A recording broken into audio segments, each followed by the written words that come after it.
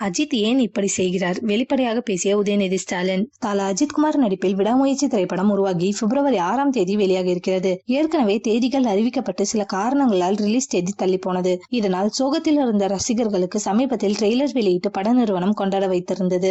ட்ரெய்லரின் கதைக்களம் எப்படி இருக்கும் என்பதை தெளிவாக காட்டியுள்ளனர். வழக்கமாகவே அஜித்குமார் தன்னுடைய ரசிகர்களுக்கும் பொதுமக்களுக்கும் அறிவுரைகளை கூறுவார். அதாவது படிப்பவர் நன்றாக படிக்க வேண்டும், வேலை செய்பவர்கள் நன்றாக உழைக்க வேண்டும் போன்ற அறிவுரைகளை கூறுபவர். சமீபத்தில் கார் பந்தயத்தில் கலந்து கொண்ட போது ரசிகர்களுக்கு சில அறிவுரைகளையும் கூறியிருந்தார். அதே போல விடாமுயற்சி திரைப்படத்திலும் அஜித்தின் வசனங்கள் குடும்ப வாழ்க்கைக்கு ஏற்ற அறிவுரைகள் இருப்பதாக கூறப்படுகிறது. இந்த படத்தை தியேட்டரில் கொண்டாடுவதற்கு தற்போது ரசிகர்கள் தயாராகி வருகின்றனர். அஜித் படம் வெளியாகிறது என்பதால் பல திரைப்படங்களின் ரிலீஸ் தேதி மாற்றப்பட்டுள்ளது. பல அஜித்தின் படங்களுக்கு எந்த படமும் போட்டி போட தயங்கும். இதனால் விடாமுயற்சி திரைப்படம் பாக்ஸ் ஆபீஸ் வசூலில் பல சாதனைகளை படைக்கும் என எதிர்பார்க்கப்படுகிறது. இந்த நிலையில் இந்த படத்தை தமிழகம் முழுக்க ரெட் ஜெயின் மூவிஸ் தான் வெளியிடுகிறது.